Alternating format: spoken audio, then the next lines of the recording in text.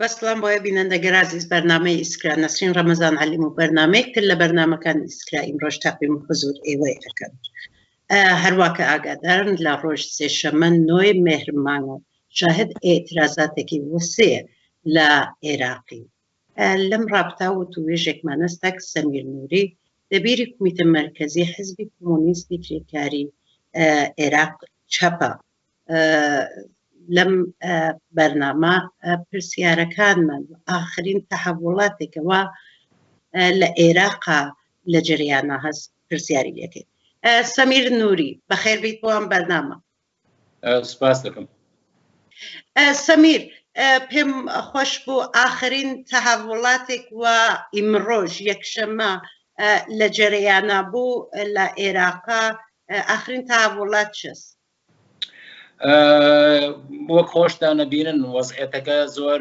فراوان بووەتەوە، اعترازاتی خەڵک زۆر فراوان بووەتەوە. لە ئەمڕۆ دوێنەیە دوو شاری گەورەی ناسریە و عیمارە بە تەواوەتی پاکراونەتەوە لە ئەحزابی ئیسلامی کە هیچ حزبێکی ئیسلامی ئەستا لەو دوو شارەیە نەمەقەڕ و نە هیچ ئورگانێکی حزبە ئیسلامیەکان لەوێ نەماون و خەڵک وێنەی ڕەهبەرانی ئیسلامی وەک یعقوبی وەک خامنەیی ئەوانە ئەستوێنن لەسەر جادەکانە و هەروەها لەلایەکی تریشەوە حکوومەت و هێزە چەکدارەکانیان وەکو سوپا و پۆلیس و وەزارەتی داخلی و حەشدی شەعبی و بە کۆمەکی جمهوری ئیسلامی و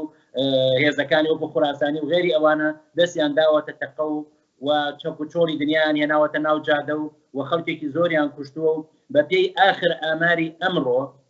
زیاتر لە 150 کەس تا 105 کەس تا ئێستا کوژراوەیە بە پێی ئاماری ڕسمی وەزارەی دیفاع و وەزارەتی داخلی ناوخۆیی و هەروەها زیاتر لە 6,000 بریندار هەیە و ڕوبەڕووبوونەوەیکی زۆر هەیە و ئەمڕۆژ تەظاهورات جارێکی کە بەردەوامە و جارێکی کە و فراوانتر بووەتەوە و زۆربەی شارەکان تقریباً حکوومەتی عادل عەبدولمەهدی دەسەڵاتی بەسەر شارەکانە نەماوە لە ناو بەغایە لە زۆربەی گەڕەکانە تەظاهوراتە ڕوبەڕووبوونەوەی زۆر گەورەیە و زیاتر خۆی کێشاوە بە ڕوبەڕووبوونەوەیکی زۆر تون و تیژ و شاری سەورە کە لە هەنێ شوێن پێڵێن مەدینە سەدر یان خۆی مەدینە سەورەیە لە ئەسڵا دوێنێ شەو بە هاوەن لێیان داون و هێزەکانی سەر بە حکوومەت و حەشدی شەعبی و ئەمانە بە هاوەن لەو گەڕەکەیان داوە و هەتا بەشێک لە ڕەفیقەکانی ئێمە تووشی دووکەڵێکی زۆر چوو بە سنیانە بە تایبەت حزبی دەفتەر سیاسی ئێمە لە شاری مەدینە سەورەیە و ئێستا ئەم ڕوبەڕەوانە زۆر فراوان بوونەتەوە و زۆربەی شارەکانی ناوەڕاست و جنوبی عێراقی گرتووەتەوە و خەڵک ئێستا لە شارەکانی تریشا لە شارە سونەنشینەکان و لە کوردستانشا بیر لەوە ئەکەنەوە چۆنەیەتی فراوانکردنەوەی ئەم اعترازاتانەوە و ئەم ڕاپەڕینە بە شێوەیەکی زۆر فراوانتر و هەمەلایەنەتر. سەمیر نووری ئێمە شاهد بووین لە ساڵگەر گوزەشتە مردم هاتنە خیابان ئێعترازیان کردگە تەوەسوت نیروگەر سەرکوبگەر ئەم ئێعترازاتە سەرکوب کریاگە مونتا ئەم دۆرەی ئێعترازات خاست مردم چەس داخوازیەکانیان چییە کە هاتنە مەیان و ئێعترازەکەن بە دەوڵەت بە وجود هەشتول شعبی بە دەخاڵەت جمهوری ئیسلامی لە مەسائلی عێراقا لە سەرنوشت مردم عێراقا من پێم خۆش بوو فرەتر لەسەر ئەم خاص داخوازیگەر خەڵکە ئێوە ئشارەی پێ بکەن کە داخوازیەکان چەست؟ من پێشەوەی باسی داخوازی بکەم شتێکی پێڵێن پرۆسەی سیاسی لە عێراق کە لە 2003ەوە بە حملەی ئەمریکا بۆ سەر عێراق و ڕوخانی سەدام حوسێن و دەوڵەتێکی هاوبەشی شیعە سونە کوردیان دامەزران و ئەم پرۆسیاسە بووە هۆی ئەوەی کە دەسەڵات لە نێوان ئەم هێزە کۆنەپەرستیە ئیسلامی و قەومیانە لە عێراقا بە دەوڵەتێک بەرگوزارکەن دەستورێک لەسەر ئەساسی ئەوە دابنێن و هەویەتی قەومی و تایفی بەسەر خەڵکە بە زۆر داسەپێنن و خەڵکی مەحروم بکەن لە کەمترین پێویستیەکانی وەکو ئاو کارەبا وەکو کار وەکو ژیانی ئاسایش و ئەمن وەکو ئەم مەسائلانە یعنی بە درێژایی 2003 تا ئەمڕۆ ئەمە وەزعێتی خەڵک بووە خەڵکیان نقمی شەڕی تایفی کردووە خەڵکیان نقمی شەڕی هێزە ئیسلامیەکان کردووە ئەمە خەڵکی گەیانۆتە ئەو پەڕی ناڕەزایەتی ئەو پەڕی دڵپەڕی ئەو پەڕی ئاعتراز هەتا ساڵی پار کە انتخاباتی پەرلەمانی لە عێراقا بووە لە 1990 خەڵکی عێراق بەشداری انتخاباتیان کردووە یعنی خەڵک بە ئاگاهانە بەشداری ئەو ئینیان نەکرد یعنی ئەم حکوومەتەی کە هەیە ئەم پەرلەمانەی کە هەیە ئەتوانین بڵێن دەراوێشتەی لە 1990 بە تەزویر و بە جەعلکردنەکانیشیانەوە اینجا لە 1990 دەسەڵاتی ئەوان بووە لە عێراقا خواستەکانی خەڵکی عێراق ئەگەر لە چەند مانگی ڕابردووە چاو لێ بکەی لەم 3-4 مانگەیە چاو لێ بکەی مهندس و کرێکارەکانی عەمارە هاتنە سەر جادا و زۆربەیان گیران و سەرکوت کران لە شاری عەمارە کە شارێکی نزیک حدودیش ئێرانە لە شارەکانی وەکو نەجەف و کەربەلا و بەغا و شوێنانەیە خەڵکی گەڕەکەکانی قەراقشار کە ڕۆیشتون خانوویان دروست کردو لە هەمووی خانووی چینکۆ و داڕوخا و بێخەدەماتە لە حکوومەتی عێراقی کەوتە ڕوخانی و کە گوایە ئەمانە زیادەڕەویە و ئەمانە ئەو شتانن کەوتنە گیانی ئەوانەی کە خەڵکی دەستفرۆش خەڵکی تەماتە و باینجان و شتانە بشنە سەر جادەکان بۆ ئەوی بژێویەک بوو مناڵەکانن کەوتنە شکاندنی عەرەبانەکانی و ئەم شتانە سەمیر نووری ئەگەر ئیجازە بێت من پێم وایە ئێوە خەریکن موقعیت ژیانی هەم چینی کرێکار هەم خەڵک لە عێراقا تەوزیحان منتەها وەختی کە ئێمە تواشای ڕەسانەکانەکەین ئەژن ئەو خەڵکە ئەلێ فەقر فساد نائەمنی ئێترازەکانیان دەستی پێکردگە ئەمە داخوازیەکی سەرەتایی نییە بۆ خەڵک کە ئیمڕۆژ هاتن و بە قۆڵی ئێوە ڕاپەڕینێک دەستی پێکردن لە عێراقا بەڵێ منیش خەریکم ئەگەم بەو شتە خەریکم ئەگەم بەو شتە وەختێک خەڵک ئەچێ داوای کاری کردووە سەرەتایشترین شتێک کە بەشەر داوای بکە بە ئاوی گەرم لێیاندان ئەمانەشتی ئەمانەیە کە دکتۆران هەیە و ماستەریان هەیە ئەوانە لە شاری بەغایە ئەمە وای کردووە خەڵک بگاتە ئەو پەڕی تەقینەوە ئەو پەڕی ڕوبەڕووبوونەوە لەگەڵ ئەوانە و خەڵک ئێستاکە بێجگە لەوەی کە داوای هەلی کارەکەن داوای کارەباکە داوای ئاوی خواردنەوەکەن داوای بەرقەکەن داوای ئەمە بەسیترین شتێکە کە بەشەر هەیە بەڵام سەبەبی ڕیشەی ئەمە لەکوێیە ئەمە چی تەرەفێکە ئەمە ئەم دەوڵەتەیە ئەمە ئەحزابی ئیسلامیە ئەمە ئەم فاسد و گەندەڵکارانن کە لایە لە سەروەت و ئیمکاناتی کۆمەڵگەیان دزیوە و خەڵکیش مەحروم لە سەرەتاییترینشت لەبەر ئەوە هەتا بەشێک لە خەڵک پێڵێن شۆڕشی برسیەکان پێڵەن شۆڕشی برسیەکان یعنی لە 140 خەڵک لە ژێر خەتی فقرەوە ئەژێر لە 144 خەڵک بێکارن لە وڵاتەیە ژنان سەرکوتەکرێن خەڵکی لە ناو جادەیە مەحرومەکرێن ئەمانە هەمووی مەوجودە ئەمانەی هەمووی هەیە و خەڵکی ئێستا ئەمەش چێ گرتووەتەوە ئەوانەی گرتوێتەوە کە جیلێکی تازە نەسلێکی تازە لە گەنجن کە تەمەنیان لە 18 ساڵ و بۆ 30 ساڵە یعنی ئێستاکە کەسێکی تەمەن 50 ساڵ ببینی لە ناوم خۆ پێشاندانەیە وەکو شتێکی غەریب وایە چونکە زۆربەی هەرە زۆری ئەمانە ئەو لاوانن کە مەحرومن لە سەرەتاییترین شت بۆیە خەڵکی لە دەوری داواکاری لە دەوری مەتاڵەبات لە دەوری مەسائلێکی زۆر مهم ئەم ڕوویداوە و ئەم انفجارە ڕوویداوە و خەڵکی گەیشتۆ بۆی کە ئەم دەسەڵاتە ناتوانێت کارێک بکە ناتوانێت حەلی وەزعیەتی خەڵکە و بۆیە ئەسڵی مەسەلەکە ئەسڵی دژی سەرمایەداریە ئەسڵی دژی فقرە دژی فەلاکەتە دژی بازاری ئازادە دژی ئیسلامی سەمیر نووری ئێمە لە تەزاهوراتەکانە لە ئەم ڕاپەڕینە لە ناو شەقامەکانە شاهد ئەوەی نەکە خەڵک شعار ئام ئەیژن کە جمهوری ئیسلامی ئەشێ بڕۆیتە دەرەوە حملە ئەکەن بە شوێنە ئیسلامیەکان ئێوە ئەمە چۆن ئەڤینن نەقش ئێران لە سیاست دەوڵەت عێراقا ئەمە چۆن تەسویرەکەن کە مەردم ئیمڕۆژ گەرەکیانە دەسەڵاتی جمهوری ئیسلامی کۆتاکەنەوە لەسەر عێراق ئەمە یەکەم جاریش نییە خەڵک لە دژی جمهوری ئیسلامی لە عێراقا دێنە ناوجادەوە یەکەم جار نییە سەفارەتی عێراق ئێران ئەسووتێنرێ یا وێنەی خامنەی ئەدرێنرێ و ئەسوێنرێ و فرێدە لە ژێر پێوە ئەمە یەک واقعەتێکە کە خەڵکی عێراق بە تەواوەتی لەوە حاڵی بوون کە جمهوری ئیسلامی لە عێراق دەستی باڵایە و هێزی هەیە و چەکداری هەیە دەیان گروهی وەکو خوراسانی و عەسایب ئەهل الحەق و کەتیبەی الله ئەکبەر و حزب الله و ئەمانە هەمووی دەستیان هەیە لە سەرکوتی خەڵک لە تاڵان و بڕۆ لە زوڵم و نابەرابەری غەدر و زوڵمێکی زۆر کە لە خەڵکیکەن بۆیە خەڵکی عێراق چەنێ دژی حکوومەت و چەنێ دژی حیزبەکانی عێراقن ئەوەنەش دژی جمهوری ئیسلامی و نایەنەوێت جمهوری ئیسلامی هیچ جێگە و مەکانەیەک و هیچ دەورێکی هەبێت لە عێراقا و من ڕێک لە پێچەوانەی ئەو خەڵکانەی کە باسی واکەن کە گوایە ئەمە دەستی ئەمریکای ئەمەی جوڵانوە ئەمە درۆیەکی گەورەیە ئەمە بەڵکو ئەمە خەڵکە ناڕازین بە دژی جمهوری ئیسلامی بە دژی ئەحزابی ئیسلامی بە دژی ئەحزابی مرتەجع و ئەوەتانی حیزبەکانیان هەموو بارەگای حیزبەکانیان هەمووی سوتان لە شاری ناسریە لە شاری عمارە لەو شوێنانەیە خەڵک هەموویان سوتان هەتا کەسی وەکو یعقوبی کە یەکێکە لە ڕەهبەرەکانی مەرجعیەتی شیعە ئەمڕۆ وێنەکەیان هێنایە دڕانیان و خستیانە خوارەوە لە شاری نەجەفە خۆ هەر ئەوە نییە یعنی خەڵک من بە نەزەری من خەڵک دژی ئیسلام و دژی ئیسلامی سیاسی گەیشتۆ بەو پەڕی و شەپۆڵەداش اعتراضاتی خەڵک دژی ئیسلامی سیاسی و هەتا دژی ئیسلام شەپۆڵەدا لە نێو گەنجەکانە و ئەیانەوێت جمهوری ئیسلامی دەوری نەبێ و ئەیانەوێت ئیسلامی سیاسی بە تەواوەتی لە دەسەڵات بخەنە خوارەوە و ئەیانەوێت خەڵکی خۆی بێت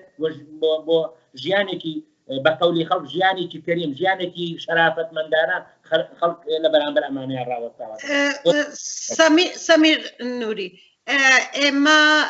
هەروەکە خۆشتان ئشارەتان پێکرد شاید ئێعترازات لە ساڵهای گوزەشتا ئێعترازات مردم بووکین هاتنە خیابان ئێعترازیان کردگا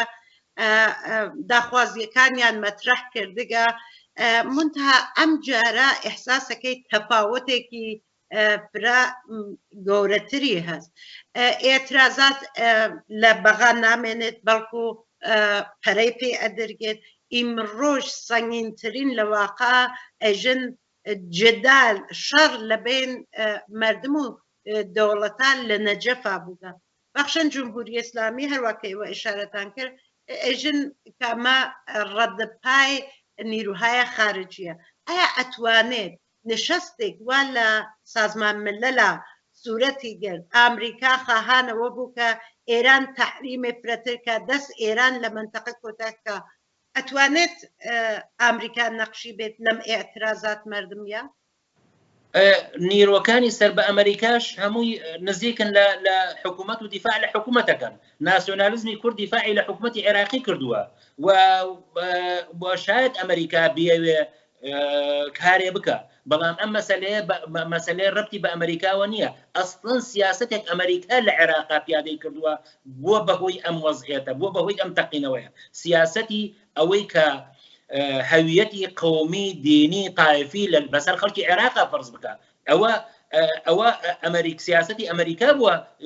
هێزەکانی سەر بە جمهوری ئیسلامی توانیان دەستیان بەدەسەڵات بگا لە عێراقا خەڵکی عێراق ئەمە زۆر باشە زانن و بە نەزەری من ئاعترازاتی خەڵک ئاعترازاتێکی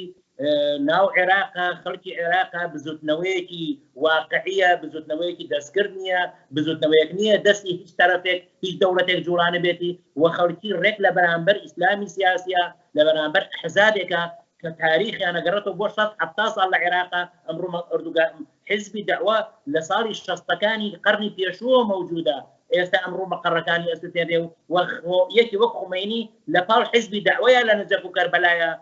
لە حەوزەیە مەوجود بووە لەبەرەوە خەڵکی دژ بە ئیسلامی سیاسیاتونەتە مەیدان نا ئەوەی کە ئەمە دەستێکی دەرەکی جوڵانیەتی ئەسڵن خەڵک مەتاڵەباتی هەیە ئەسڵن خەڵک داوای ژیانەکە بە ژیانی کاول بووە و وەزعیەتی هاتوۆتە خوارەوە بۆیە کێشمەکێش لێوان بەرنەزەری من لە نێوان ئیسلامی سیاسی و لە نێوان خەڵکایە لە نێوان حکوومەتێکی دڕندەیە لەگەڵ خەڵکایە. سەمیر نووری پرسیارێتترم هەست ئەویش لە ڕابطەتەکەواکە ئایا ئەم ئێعترازاتە ئێوە تۆزێحتاندرا کە جایگاه مۆقعیەت ئامریکا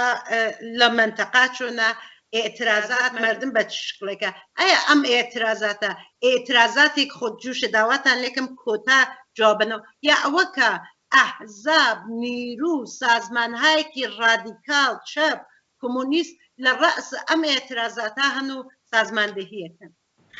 ئەم اعترازاتانە اعترازێکی مەوزوعیە و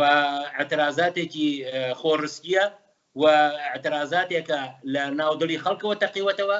و ئەحزابی چەپ و ڕادیکاڵی ئەو جامعەیەش وەک بەشێک لەو خەڵکە مەوجودن و نا ئەوەی کە ئەم ئەحزابانە خوڵقان بێتیان و یەکێ لەو حیزبانە حیزبی ئێمە ڕەفیقەکانمان لە پێشەوە لەگەڵ ئەو خەڵکەیە خەریکی اعتراز و ناڕەزایەتی و شەڕ و ڕێخستنی ئەوەن بە غەیر بێجگە لە ئێمە دەیان گروپیکەی چەپ و کۆمەریست مەوجودە لەو جامعەیە. بەڵێ خەڵکان لە خیابانە و اعترازات و خاص داخوازیەکانیان ڕادیکاڵە لە مقابل دەوڵەتەوە لە لای کوردستان لە لای تیشە لە مقابل نیروهایە هەشت شعبیە وێساگن. لە ئەین حاڵە نخست وەزیر عێراق ئیطلاعیە و بەیانیەکی داگە کە چەند ساعاتێک لەمە بەرمونتەشر بووگە ئێلامی کردگە کە ئێمە جواب بە خاستەکان مردم ئاینەوە. ئایا ئەتوانێت جواب بە خاستەکان مردم فۆری باتەوە؟ ئەگەر نایاتەوە وەزایف ئیمڕۆژ ئەم نیروە چەپ و ڕادیکاڵە کە مردم لە ناو خیابانە هەمچنان بمێنەوە تا ئەگەن بە خاستەکانیان بە متالباتیان چ شتێکە توانێت تەزمینی؟ بەڕێی من خەڵک ئەبێت جادە چۆڵ نەکەن، اعترازاتیان بەردەوام بێت، نەقسەکانی عادل عەبدولمەهدی، نەقسەکانی حەلبوسی ڕئیسی پەرلەمانی عێراق ناتوانێت هیچ ریفۆرمێک لە وەزعی عێراقا بکە و حکوومەتەکانی پێشوو مالکی عەبادی لە ساڵی 2011ەوە کە اعترازات تا ئەمڕۆ کێشاوێتی و هەموو جارێک خیابان پڕە بێ لە خەڵک و بەردەوام بووە و لە لایەکی کەشەوە عادل عەبدولمەهدی لەو کاتێک کە قەولەدا ریفۆرم بکە لە ئەوزاعی عێراقا لە هەمان کاتە خەریکی کۆبوونەوەیە لەگەڵ وەزیری دیفاع لەگەڵ وەزیری داخلیە لەگەڵ مەسئولینی حەشدی شعبیە بۆ سەرکوتی خەڵک. بە نەزەری من عادل عەبدولمەهدی ئەمڕۆ وەک مجرم ئەبێ معامەڵەی کرێت و سەرانی حکوومەتی عێراق ئەمڕۆ دەستیان سوور بووە بە خوێنی 105 لاو کوژراو و 6,000 کەس بریندار. ئەمە یەک جەنگێکی گەورەیە، ئەمە ئەوە نییە اعترازێ بێ و یەک حادیسەی ڕووبدا و نەفەرێکی تیاچوو بێت لەو بینەیە، ئەمە یەک حەملەی وەحشیانەی دەوڵەت و حەشدی شعبی و هێزەکانی سەر بە جمهوری ئیسلامی و سوپای عێراقیە لە بەرامبەر خەڵکە. بۆیە ئەمە جەریمەیەکی گەورەیە و یەکێک لە خواستەکانی خەڵک لە ئەمڕۆ بەدواوە ئەبێ محاکەمەی ئاشکرایی و ئەم سەرانی دەسەڵات و حکوومەتە بێ لە پای کوشتنی زیاتر لە 100 کەس و 6,000 کەس و ئەم ژمارەیەش ئەمڕۆ وەزارەتی دیفاع وەزاری داخلی بڵاوی کردوتەوە و هی ئێمە نیە خۆیان وتوانە. من بە نەزەری من ژمارەکە زۆر لەوەش فراوانترە لە پای ئەوەی کە بێن ئیسلاحات بکەن ئەمڕۆ خەریکی سەرکوتن و هەموو شێوەکانی چەکی ناڕەوا و قەناس بەکارهێنن و سنایپەر بەکارهێنن لە کوشتنی گەنجانە. ئیتر لەمە جەریمە گەورەتر نابێ. بە نەزەری من ئەوان نەک ئەوەی کە ناتوان ئیسلاحات بکەن بەڵکو ئەوان متهمن و ئەبێ محاکەمە بکرێن لە محاکەمەیەکی علەنیە محاکەمە بکرێن و ئەوان ناتوان هیچ حەلێک بۆ خەڵکی عێراق بێنە ئاراوە. بەعنوان ئاخرین پرسیار دەوڵەتی هەریمی کورسان لە ڕابطەتەک ئەم ئێترازاتەی خەڵکە ئایا پەیام هاوپشتی خۆی بە ئێترازاتی خەڵک داگا؟ نەقش و جایگای دەوڵەت هەریم کورسان لەم ڕاپەڕینە چییە؟ ناسیۆنالیزمی کورد بەشێکە لە دەسەڵات لە عێراقا. بەرهەم ساڵح ڕئیسی جمهوریە، وەزیرەکانی پارتی لە بەغایان و نێچیروان بەرزانی پەیامی نەک بە خەڵک پەیامی داوە بە حکوومەتی عێراق پشتیوانیەکە و ئەوان ئامادەن بۆ سەرکوتکردنی خەڵکی عێراق بەشدار بن و خەڵکی کوردستان ئەبێ پەیامی هاوپشتی لەگەڵ خەڵکی عێراقا بدەن و خەڵکی ئەبێ هاوشانی سەراسەری خەڵکی عێراق ئەم دەسەڵاتە قەومی دینیە لە عێراقا بپێچنەوە و حکوومەتی شورایی و حکوومەتی خەڵکدا بمەزرێنن و تاقە حکوومەتێک کە بتوانێت زامنی دەسەڵاتی خەڵک بێ لە مەیدانی سیاست و اقتصادا ئەوش حکوومەتی شورایی و نوێنەرانی خەڵکە لە سەراسەری عێراقا کە حیزبی ئێمە لە پلاتفۆرمێکی زۆر ڕۆشنە و زۆر بە ڕۆشنی پلاتفۆرمان داوە بە خەڵکی عێراق بە چارەسەرکردنی وەزعیەتی خەڵکی عێراق و بانگەوازی خەڵکی کوردستان و هەموو خەڵکی عێراقەکەین ئەم پلاتفۆرمە بگرن دەستی خۆیانەوە و بتوانن حکوومەتێکی بۆ نیازی خەڵک و بۆ ئەوەی کە سەرنجامی اعترازات و ئەو هەموو خۆبەخشیەی کە لاوانێکن بە شوێنێکی بگات کە خەڵک بە ئازادی و یەکسانی و ڕفاه بگەن. سەمیر نووری پەیامی ئێوە لە ڕابطەتەک ئەوەسە کشوەرهای بەقەڵ ئێژێ هاومەرز هاوسایە دەراوسێ بۆ خەڵک چییە چۆن ئەتوانن مردم عێراق ئەمڕۆ کۆمەکیان بکەن یارمەتیان بدەن ئەم تریبونە لە اختیاری واز فرق کۆتا یەک تا نهایەتەن 2 دقیقە پەیام خۆتان بەن بە مردم لە منتەقا پەیامتان چییە؟ من پەیامەکەم ئەوەیە کە خەڵکی منتیقا کرێکاران چینی کرێکار خەڵکی زەحمەتکێشی تورکیا و سووریا و سعودیە و ئێران و پشتیوانی لە خەڵکی عێراق بکەن چی ئەتوان بەخۆ پێشاندان چێتوان فشار بە حکوومەتەکانیان بێنن چێتوان بوانە کە دەست نەخەنە پشتی حکوومەتی عادل عەبدولمەهدی و حەشدی شەعبی و ئەم هێزانەی کە ئەمڕۆ سەرکوتی خەڵکەکەن بەڵکو خەڵک ئەبێ ببێت بە بەشێک لە پشتیوانی لە خەڵکی عێراق بۆی بە ئاوات و ئامانجەکانیان بگەن ئەمە پەیامی منە بۆ خەڵکێکە لە دەوڵەتەکانی منتیقەکەیان و ئەو دەوڵەتانە هەمووی دەوڵەتی مرتەجعن و من تەوەقعێکم لێ نییە نە سعودیە و نە ئێران و نە تورکیا ئەوانە پشتیوانی لە خەڵکی عێراق بکەن بەڵکو تەوەقعێکم هەیە کە جەماوەری زەحمەتکێشی منتیقەکە و چینی کرێکاری ناوچەکە بێنە پشتی خەڵک و هاوپشتی بکەن و نمونەی ئەوەش حزبی کرێکارانی کۆمۆنیستی تونسە کە پەیامی هاوپشتیان داوە لەگەڵ خەڵکی عێراقا بە نەزەری من ئەوە شتێکی مهمە و خەڵکی ئەبێ بەو شەکڵە بێن هاوپشتی لەگەڵ هاوچینەکانی خۆیان لە عێراق بکەن. سپاس بۆ ئێوە سەمیر نووری بینەندەگەر عزیز بەرنامەکە ئێمە لێرە دوایی پێهات تا بەرنامەیەکی تر باشترین ئارەزوو گەرمەز بۆ ئێوەی بینەندەی عزیز بەرنامەی ئیسکرا لای ئێوە.